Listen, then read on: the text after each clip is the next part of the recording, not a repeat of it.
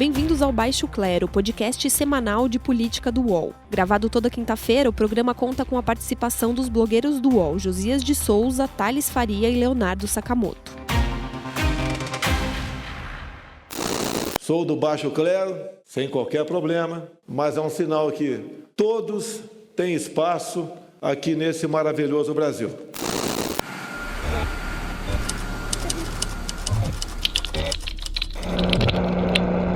Gustavo Cruz Xavier, 14 anos. Denis Guilherme dos Santos Franco, 16. Marcos Paulo Oliveira dos Santos, 16. Denis Henrique Quirino da Silva, 16. Luara Vitória Oliveira, 18. Gabriel Rogério de Moraes, 20. Eduardo da Silva, 21. Bruno Gabriel dos Santos, 22. Mateus dos Santos Costa, 23. Bem-vindos ao programa Baixo Clero, o podcast de política do UOL. Meu nome é Josias de Souza, sou blogueiro do UOL, falo de Brasília. Junto comigo, outros dois blogueiros da casa. Em Brasília, Thales Faria. Tudo bem, Thales? Tudo bem, Josias? Tudo ótimo. Em São Paulo, Leonardo Sakamoto. Tudo certo, Sakamoto? Tudo bem, Josias? Tudo bem, Thales? Tudo ótimo. Muito bem. A ação policial que resultou na morte de 9 pessoas num baile funk, numa madrugada de domingo, na favela de Paraisópolis, em São Paulo, se impõe como um assunto obrigatório. Nas pegadas desse massacre de São Paulo, a Promotoria do Rio de Janeiro denunciou o policial militar Rodrigo Soares pela morte da menina Agatha Félix, menina de 8 anos, morta no Complexo do Alemão em setembro. Os dois fatos envolvem ações desastrosas de policiais militares. Em ambos os casos, a primeira reação dos governadores, João Dória em São Paulo e Wilson Witzel no Rio, foi de condescendência com os erros da polícia. O posicionamento da Polícia Militar do Estado de São Paulo, assim como da Polícia Civil, continuará dentro do protocolo, dentro dos programas de segurança pública estabelecidos desde o início da nossa gestão. Se nós não estivéssemos trabalhando da forma como as polícias estão trabalhando, teríamos hoje quase 800 pessoas mortas. Nós não estaríamos com índices de criminalidade e reduzindo cada vez mais próximos de patamares civilizatórios. Tudo isso ocorre contra um pano de fundo marcado pelo debate sobre o excludente de ilicitude, que é uma proposta do presidente Jair Bolsonaro, que permite a juízes reduzir à metade ou até perdoar as penas de policiais que matam movidos por, entre aspas, excusável medo, surpresa ou violenta emoção. A Câmara acaba de aprovar o pacote anticrime do ministro da Justiça, Sérgio Moro, e excluiu desse embrulho uma série de artigos, entre eles essa ampliação do direito à legítima defesa que se deseja atribuir aos policiais. Thales, você acha que esses episódios que ocorreram em São Paulo e no Rio de Janeiro, que não são episódios isolados, eles ajudam a enterrar esse excludente de ilicitude no Congresso? Eu lembro que quando escrevi pela primeira vez um título com excludente de ilicitude, um editor reclamou, não sem razão: Thales, eita expressão ruim para o nosso leitor. Você vê que o tempo passou e agora os editores não reclamam mais. Bolsonaro, Sérgio Moro e seus aliados têm insistido tanto em aprovar um projeto nesses termos que quase todo mundo já sabe o que é. O governo Bolsonaro insiste na tese, mas o Congresso resiste. E resiste por quê? Porque é grande o temor de se entregar um armamento desses em mãos erradas. Esse caso de Paraisópolis torna premonitória aquela declaração em 1968 do então vice-presidente da República, Pedro Aleixo, ao Marechal Costa Silva, quando a ditadura decidiu criar o ato institucional número 5, famigerado AI-5. Pedro Aleixo disse a Costa Silva: presidente, o problema é o guardinha da esquina. É isso aí, né? Vimos em Paraisópolis os guardinhas da esquina descontrolados. Eles nem tinham o excludente de ilicitude e conseguiram provocar a morte de 9 pessoas. Pedro Aleixo era um político em meio aos generais de plantão na ditadura. Ele sabia que esse tipo de instrumento autoritário acaba se voltando contra tudo e contra todos os que venham discordar da autoridade de plantão, inclusive contra os políticos. Por isso, ouvi do líder do PP, o Arthur Lira, a seguinte afirmação: todas as vezes que o governo enviar ao Congresso a proposta de excludente de ilicitude, ela será barrada. Foi aprovada na Câmara o pacote anticrime. Não foi o texto que o ministro Moro havia enviado com apoio do Planalto. Foi bastante desbastado. E, principalmente, teve retirado o tal excludente de ilicitude. O governo vai insistir. Sérgio Moro deixou essa possibilidade no ar em uma postagem nas redes sociais. Qualquer coisa que envie passará pela Comissão de Constituição e Justiça do Senado. E a presidente da CCJ, Simone Tebet, já vaticinou aqui mesmo no UOL: o excludente de ilicitude não passa no Congresso.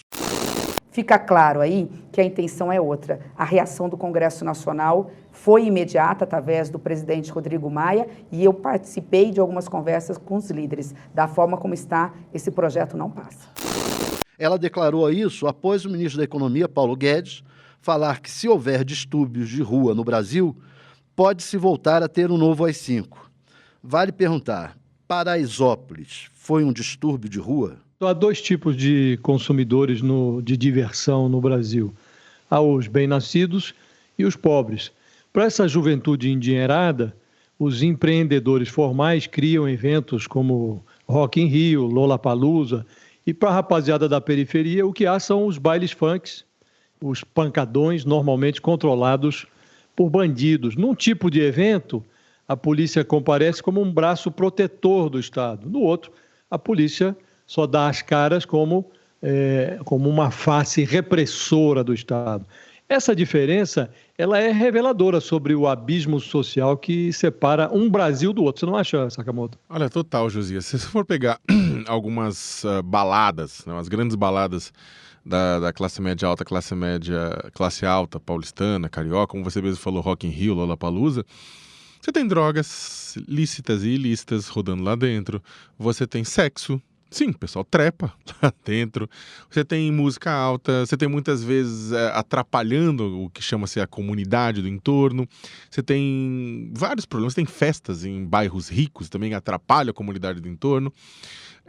Só que a única diferença é que, para um, como você mesmo falou, a polícia serve para garantir a proteção e a outra, a polícia serve como contenção. Isso, na verdade, é um microcosmo do que acontece no dia a dia numa série de outras temáticas. A polícia, no Brasil, nas grandes cidades, né, ela serve para contenção das classes mais pobres, das classes mais carentes. Não há ordens diretas, né, para matar negro, matar pobre na periferia, dado pelo comando do poder público. É claro que não tem isso, mas também não precisaria, não. Ora, a Força de Segurança no Rio, Força de Segurança em São Paulo são treinadas para, primeiro, garantir a qualidade de vida e do patrimônio de quem vive na parte cartão postal das cidades e atuando, né, nessa contenção de quem pode atrapalhar essa visão cartão postal. E os governos apoiam no meio disso a letalidade policial como política de combate à violência, né? Garantindo, como o Thales comentou, a percepção da impunidade junto a forças policiais que acabam agindo sem pensar nas consequências. Policiais, esse é o ponto interessante, eles não são monstros alterados por radiação para serem insensíveis ao ser humano. Não é da natureza de todas as pessoas, algumas pessoas são psicopatas, sim, é claro, e temos psicopatia, casos claros de psicopatia. O soldado no dia 19 de outubro que com um cabo, um bastão, estava batendo na cara dos jovens indiscriminadamente, inclusive numa pessoa que tinha muleta na saída de outro baile funk Paraisópolis, aquilo não é simplesmente normal, ele tinha prazer, ele estava sentindo prazer naquilo, ele estava rindo com aquilo, né? Então, é claro que temos casos de psicopatia, sociopatia. Agora, a boa parte dos policiais não é assim. Eles aprendem a agir assim, né?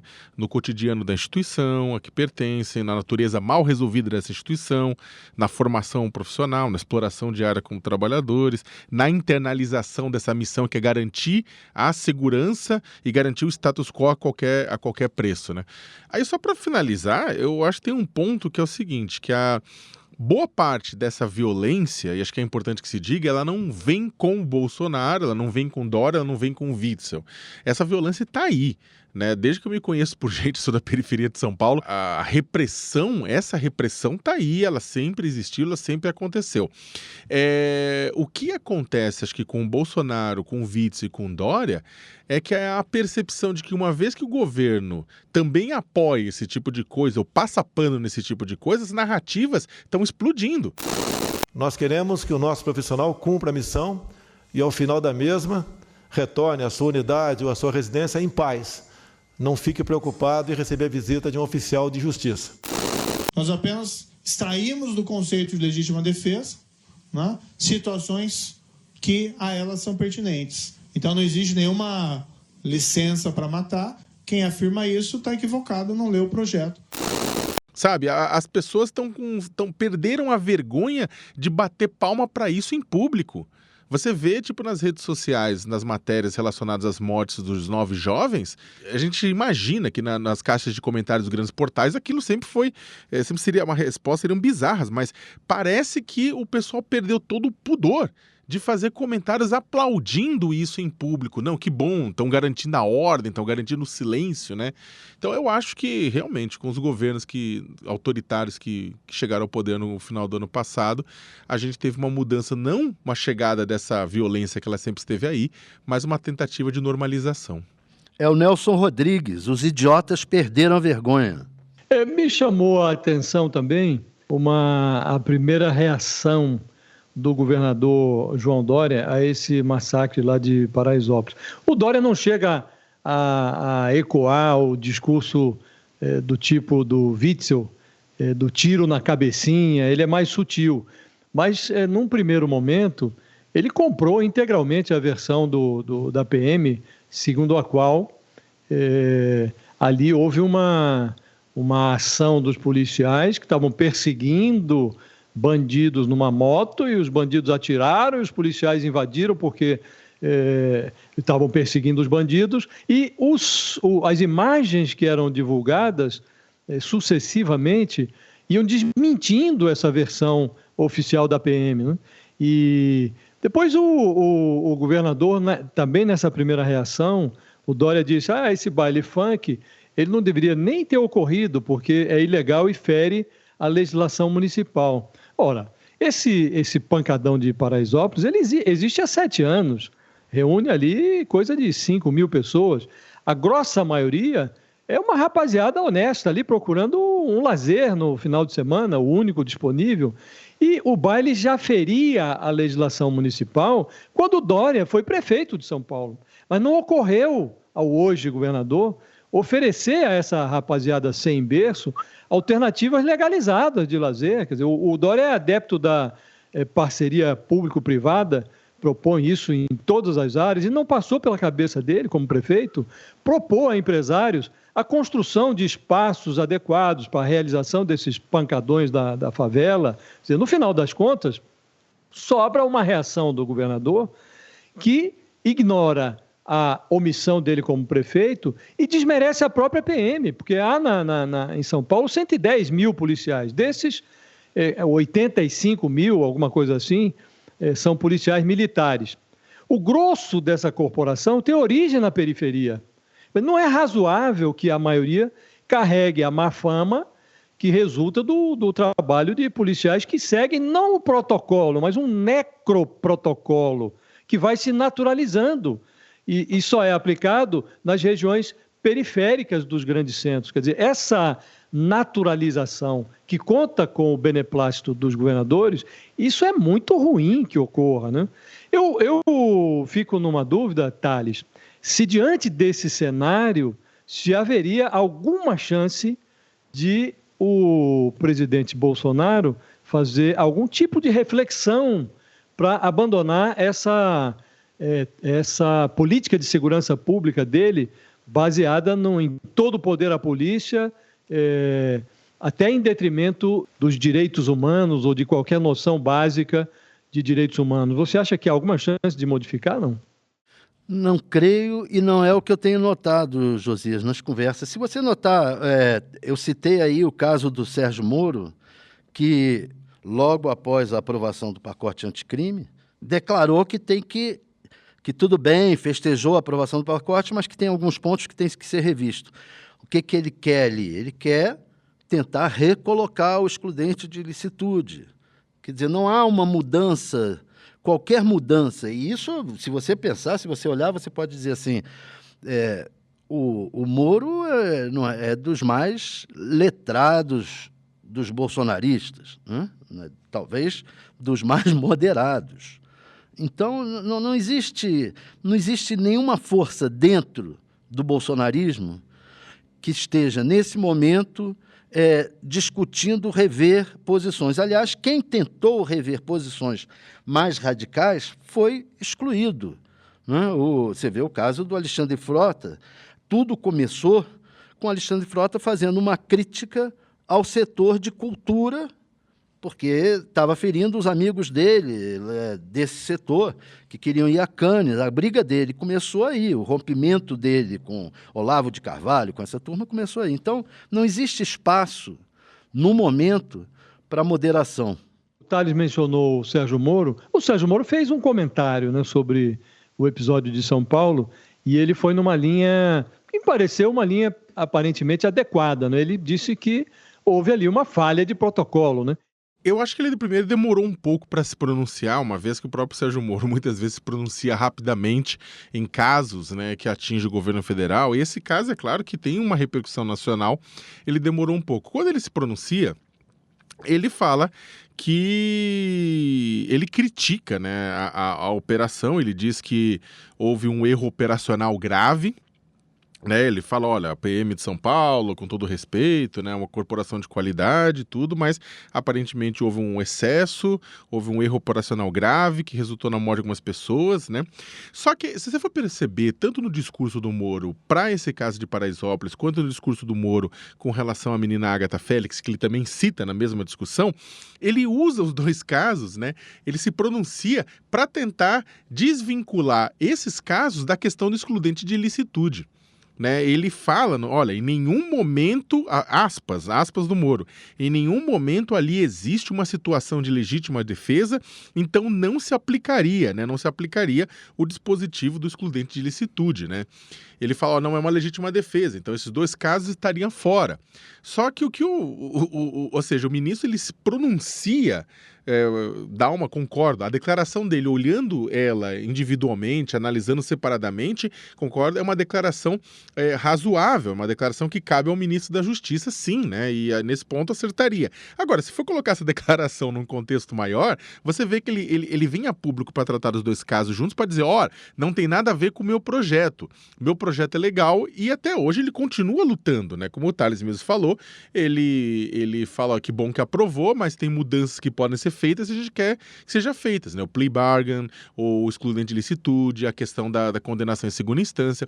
Agora, o Moro fala da questão da legítima defesa, mas ele não comenta a questão da pessoa pode estar sobre forte emoção, né? Isso ele não comenta, porque tecnicamente a defesa do soldado, do cabo no Rio de Janeiro, que atirou, deu o tiro que acabou matando a menina Agatha Félix, né? A defesa dele também já começa a citar essa questão de que, mas ele estava sobre forte emoção, de que um amigo da corporação havia sido assassinado na comunidade nos dias anteriores, então ele estava com a cabeça muito pegando fogo. E olha que interessante também, nos dois casos, seja no caso da Agatha Félix, seja no caso de Paraisópolis, a desculpa da polícia foi: havia dois homens numa moto e a ação policial foi originalmente causada contra esses dois homens supostamente criminosos em uma moto. As duas histórias têm dois homens numa moto que leva a polícia a agir e a polícia acaba causando um dano colateral, né? Então é o seguinte, entende-se que o ministro também defendeu o dele nessa, né? Eu queria colocar também uma coisa sobre esse do Moro, que é o seguinte, é lembrar que tanto o Dória quanto o Witzel se colocaram como possíveis candidatos à presidência contra o Bolsonaro. As declarações do Moro têm sido sempre, de certa maneira, políticas. Ele tem feito declarações amenizando qualquer problema em relação ao Bolsonaro e dando uma fisgadinha nos adversários, sempre que possível. Nesse caso, acaba sendo uma forma de dar uma fisgadinha no Dória e uma fisgadinha no Witzel. A gente está aí na antessala de eleições municipais, né?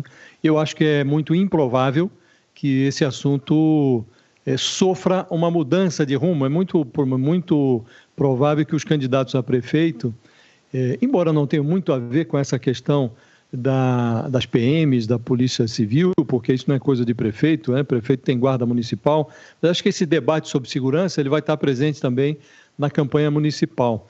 E eu estou tentando entender por que é que os políticos têm tanta obsessão por essa pregação de uma repressão policial mais violenta. Fui buscar uma pesquisa do Datafolha.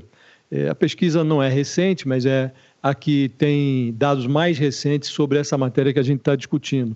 Eu vou mencionar os dados só para que os nossos ouvintes reflitam sobre eles. A pesquisa do Datafolha, que é de novembro de 2016, ela expõe um paradoxo. Todos os entrevistados, ou a maioria dos entrevistados, tinham um certo receio da ação policial. Impressiona muito a quantidade de brasileiros que temiam naquela ocasião, não creio que isso tenha se alterado desde então, temiam ser assassinados, 76%, temiam ser agredidos por bandidos, 85%, mas impressionava, sobretudo, o fato de que 70% dos entrevistados achavam que os policiais cometem excessos de violência quando estão trabalhando. E a maioria temia ser agredida também pela polícia. 59% tinham medo de ser agredido pela PM, 53% tinham medo de ser agredido pela Polícia Civil.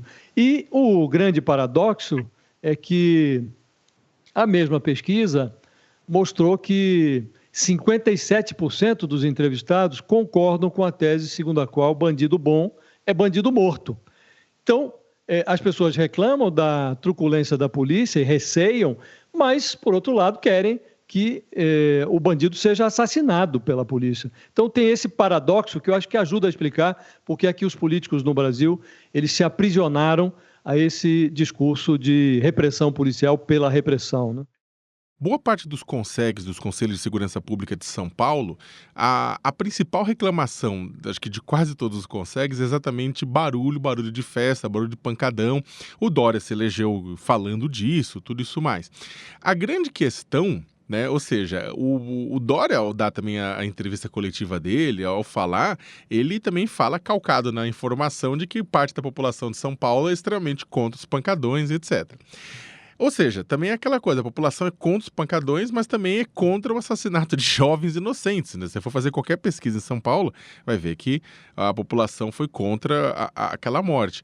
A solução para isso, para esse evidente, de um lado a diversão dos jovens, do outro lado silêncio, a diversão para isso só vai se dar com política pública, né? Como a gente comentou aqui, exatamente, é criar espaços, sair urgentemente desse encalacramento assim que acaba tornando impossível a vida dos jovens. E é uma solução liberal. Exato. Porque isso tem dinheiro circulando. Quer dizer, se você organiza isso, faz uma festa bem organizada, com um espaço adequado, você vai faturar com aquilo. Não é uma coisa, não vai ser de graça. Você vai organizar a festa. Agora, a questão é que ninguém toma iniciativa, né? Você faz ali uma parceria público-privada, vai aparecer gente querendo investir nisso, porque não tenho dúvida nenhuma. Tem dinheiro na periferia. Sim, tem dinheiro, tem gente querendo gastar, né? Tem energia para isso, e aí você pode, ao mesmo tempo, garantir tranquilidade para uma boa parte das pessoas, né? Resolve o problema dos CONSEGs, tudo, das reclamações e tira o pancadão da zona de influência da bandidagem, porque hoje quem controla isso são os bandidos ali.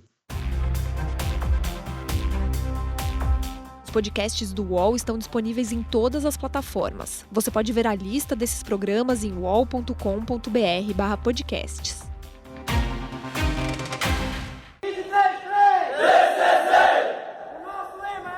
Paz, justiça, liberdade, igualdade, união para todos. Não perca a nova série de Move.doc, o selo de documentários do UOL. PCC, primeiro cartel da capital, mostra como um grupo de 8 presos se tornou a maior facção criminosa do país. Para assistir, acesse uol.com.br/move. Nesse bloco, nós vamos responder as perguntas dos nossos ouvintes. Eu lembro que vocês podem fazer comentários no Instagram, @UOL Notícias, ou nas redes sociais do UOL, usando hashtag Baixo Clero. Vamos então às perguntas. Sakamoto, @Kleber3314 pergunta: é possível Jair Bolsonaro sair antes dos 4 anos? Eu sempre digo que basta estar vivo para poder morrer, né? Tipo, eu posso atravessar a rua e posso ser atropelado por um ônibus a qualquer momento, né?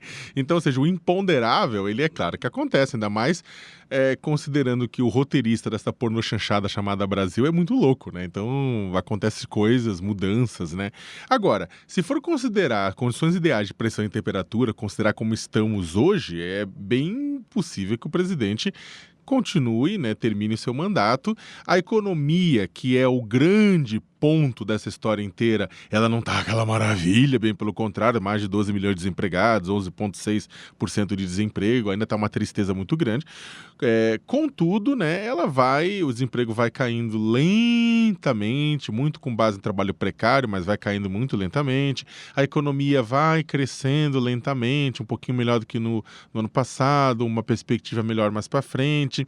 Ou seja, o Brasil vai se arrastando, né, durante os próximos 4 anos. Se a economia crescer acima de 2%, 2,5% ano que vem, também não é uma maravilha, porque a gente está saindo de uma depressão gigante, o crescimento tinha que ser maior, mas vai levando, né? Até porque a população também, com o impeachment da Dilma, ele esgarça muita coisa, a população fica cansada, tudo isso mais, não vemos mobilizações, né? O que seria capaz de tirar um presidente seria mobilizações de rua, mudando a balança no Congresso Nacional. O que temos é que pelo andar da carruagem do próprio Congresso Nacional e da relação estabelecida com o presidente, veremos mais 3 anos de um governo que vai ser emparedado pelo Congresso, pelo Supremo Tribunal Federal. Agora, sair, não vejo possibilidade, bem pelo contrário. Há a possibilidade de se ele conduzir tudo e depois se galgar no antipetismo, dependendo do que aconteça nas eleições de 2022, inclusive de ser reeleito. Thales, @Fe_Plima indaga: Joyce Hasselmann não pode ser punida por saber dos esquemas de fake news? Olha, Josias, só se ela fosse o Lula e o juiz fosse o Sérgio Moro. Aí ela Aí ele puniria a deputada por saber, mas normalmente, à luz da jurisprudência, não se tem punido deputados por saberem irregularidades dos outros. Falando sério, nesse caso, só se ela tivesse participado e ela jura que não atuou nas fake news. Assim como quem produziu dificilmente a acusará. Estaria admitindo sua própria culpa. Eu acho que vai ficar tudo por isso mesmo. Muito bem. O @João_Bruno93 pergunta: podemos dizer que o relacionamento entre Brasil e Estados Unidos é um relacionamento abusivo? Eu respondo que sim. O anúncio feito pelo Donald Trump de que a Casa Branca vai sobretaxar o aço e o alumínio que o Brasil e a Argentina vendem para os Estados Unidos teve um efeito de uma paulada sobre as relações pessoais que o Jair Bolsonaro alega, julga, imagina manter com o presidente americano. O Bolsonaro já disse que ama o Donald Trump, mas diplomacia não é coisa para amadores. Em condições normais, a relação pessoal do Bolsonaro com o Trump deveria ser regulada pela Lei Maria da Penha. Mas nessa briga dos Estados Unidos com o Brasil, quem apanha, na verdade, não é o Bolsonaro, é o interesse nacional. O presidente brasileiro desenvolve uma diplomacia personalista que prejudica o interesse nacional. Chegamos ao fim de mais uma edição do Baixo Clero. Eu me despeço desejando uma grande semana aos nossos ouvintes e um abraço para você, Sakamoto, um abraço para você, Thales, até a semana que vem. Um abraço para os ouvintes, um abraço, Sakamoto, um abraço, Josias. Um abraço para todo mundo, para vocês dois e até a semana que vem. Chega ao fim esse episódio do Baixo Clero. Lembrando que você também pode conferir as melhores análises sobre o cenário político atual nos blogs dos nossos comentaristas no portal UOL. Baixo Clero tem pauta e edição de Maurício Duarte, edição de áudio de Jefferson Barbosa e coordenação de Diogo Pinheiro.